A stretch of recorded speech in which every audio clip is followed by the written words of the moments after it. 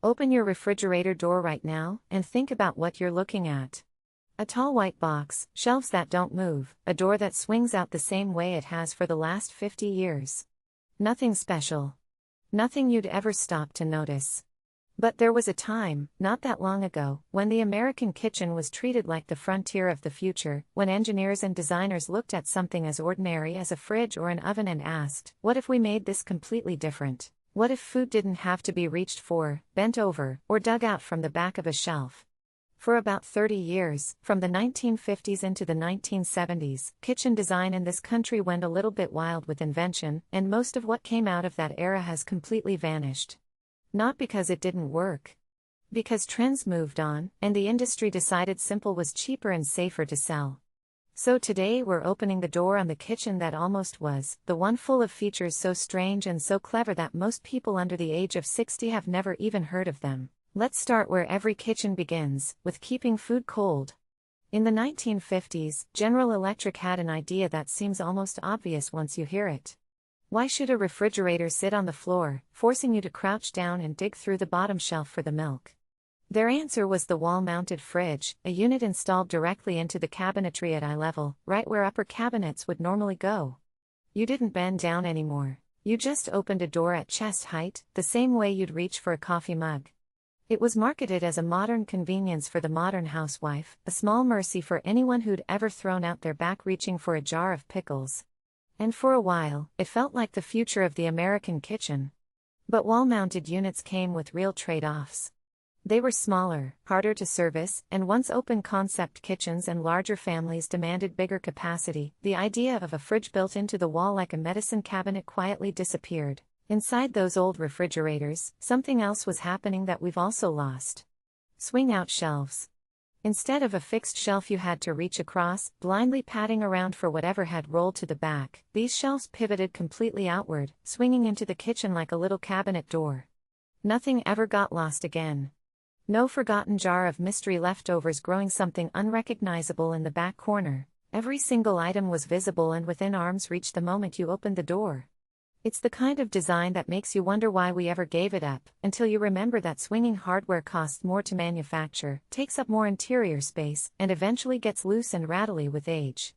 Cheaper fixed shelving won out, and an entire generation grew up never knowing their fridge could work any other way. And then there was a fridge that barely resembled a fridge at all. The two-sided countertop cooler sat directly on top of the kitchen counter, not underneath it, and could be opened and accessed from either side. Picture a small chilled cabinet built right into the counter's surface, letting one person grab a stick of butter while someone on the other side reached in for a bottle of milk, both of them working at the same time without ever bumping elbows. It was compact, it was clever, and it treated the refrigerator less like an appliance and more like a piece of built-in furniture. As kitchens moved toward one large single refrigerator doing all the work, these little countertop coolers became a relic of a time when cold storage was scattered thoughtfully throughout the room instead of locked into one giant box. Now let's talk about cooking itself, because ovens and ranges went through their own strange and wonderful phase. Picture an oven door that doesn't swing down and stick out into the kitchen, catching every passing hip and knee. Instead, picture a door that lifts straight up and tucks out of the way entirely. Below it, the burners themselves could be pulled out like a drawer when you needed them, and pushed back in and hidden away when you didn't. The whole cooking surface disappeared when it wasn't in use, leaving a clean, uncluttered countertop. This was kitchen design treating clutter as the enemy, decades before minimalism became a buzzword. One of the most beloved names in this era was Tappan, a company that built stove and oven combinations with genuinely thoughtful features. Above the main cooking surface, they added a built-in warming shelf, a little ledge where finished dishes could sit and stay hot while the rest of dinner came together, so nothing went cold waiting for the potatoes. And instead of putting the control knobs behind the burners, forcing a cook to reach over an open flame just to adjust the heat, Tappan raised the controls up and out of harm's way. It sounds like such a small thing until you imagine reaching over a pot of boiling water with a knob just out of comfortable reach. These were safety features disguised as convenience, and they quietly vanished as manufacturers standardized designs to cut costs. Then there was Gen Air, a name that home cooks of a certain generation still speak about with real fondness.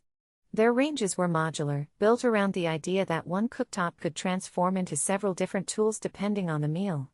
Swap in one panel and you had an indoor charbroiler, giving you that outdoor grilled flavor without stepping outside. Swap in another and you had a griddle for pancakes and eggs.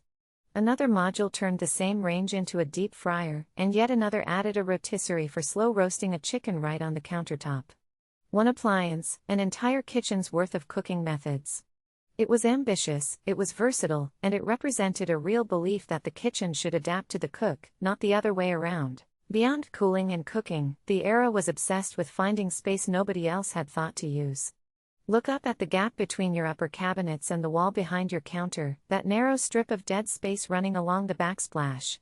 Someone in the 1960s looked at that same gap and decided it shouldn't go to waste. Small built-in cubbies and glass-fronted drawers were installed right into that sliver of wall, perfect for spices, small utensils, or anything you wanted visible and close at hand. It was space nobody else even registered as usable, turned into genuinely functional storage. Prep space got the same kind of thoughtful treatment. Pull-out wooden cutting boards slid out from beneath the counter whenever you needed extra surface, then tucked away out of sight when you didn't. Extended countertops worked the same way, pulling out to double your workspace during a big cooking project and sliding back in the rest of the time. Bakers in particular loved the pull-out cooling racks, a drawer that opened to reveal a screened surface where a fresh batch of cookies or a pie could cool undisturbed, safely out of reach of curious hands and hungry pets, then slide away again once everything had cooled down. Perhaps the strangest of these space-saving inventions was the wall-mounted mixer. Instead of hauling a heavy stand mixer out of a cabinet every time you wanted to bake, some kitchens had one built directly into the wall itself, folding out on a hinge or bracket whenever it was needed and folding flat back into the wall when it wasn't. No lifting, no storage problem, no counter space sacrifice to an appliance that only got used once a week. It's the kind of built-in convenience that modern kitchens, for all their smart technology, have somehow never brought back. Even the cabinets themselves got a rethink. Floating kitchen cabinets were designed to hang just above the floor rather than sitting flush against it, leaving a visible gap underneath. The idea was twofold: it made the room feel more open and less boxed in, and it made cleaning dramatically easier, since a mop or a broom could glide right underneath instead of getting stuck against a solid cabinet base. It was a small architectural trick that changed how an entire room felt: lighter, airier, and easier to keep spotless. Now, no conversation about the vintage kitchen would be complete without talking about how these rooms actually looked, because the aesthetics were every bit as bold as the engineering. Appliances weren't limited to white or stainless steel the way they mostly are today. Refrigerators, ranges, and even kitchen sinks came in vivid colors and playful pastels: turquoise, buttery yellow, coral pink, avocado green, sometimes with hundreds of custom pattern options for anyone who wanted their kitchen to feel truly their own. Walking into a kitchen from this era wasn't like walking into a laboratory. It was like walking into a room with genuine personality, and in a decision that feels almost unbelievable today, some of those kitchens had carpet on the floor. Throughout the 1960s and into the 1970s, wall-to-wall kitchen carpeting was genuinely popular, chosen because it made the room feel warmer and cozier underfoot compared to cold linoleum or tile. For a while it worked exactly as intended. But kitchens are messy places by nature, and carpet does not forgive spilled sauce, dropped grease, or years of foot traffic near the sink. Stains set in, odors lingered no matter how often it was cleaned, and eventually homeowners and designers alike gave up on the idea entirely, retreating back to surfaces that could simply be wiped clean. Before kitchens fully opened up into the great rooms we know today, many homes used a pass-through window instead, a simple opening cut into the wall between the kitchen and the dining room. A finished dish could be set on the ledge and pass straight through without anyone having to walk it around through a doorway, and dirty plates could be passed right back the other direction after the meal. It was a modest little architectural feature, but it kept the cook connected to the dinner table without ever fully merging the two rooms into one open space, a middle ground between separate and open concept that we don't really see anymore. And finally, tucked into the cabinetry of many of these kitchens sat something we've almost entirely forgotten: the built-in trash compactor.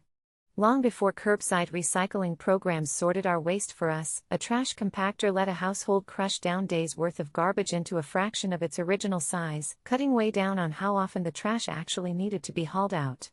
For a while it felt like a genuine glimpse of the future: tidy, efficient, almost futuristic, sitting there in the cabinetry.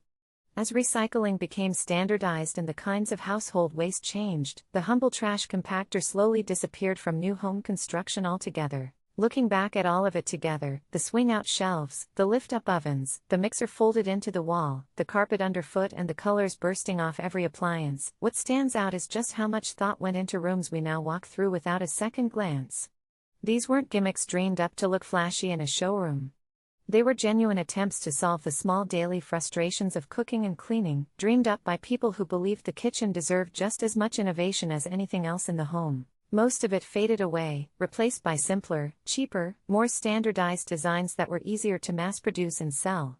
But somewhere out there, in an untouched mid-century home or a dusty old real estate listing, some of these kitchens are still standing exactly the way they were built, waiting for someone to open that swing-out shelf one more time.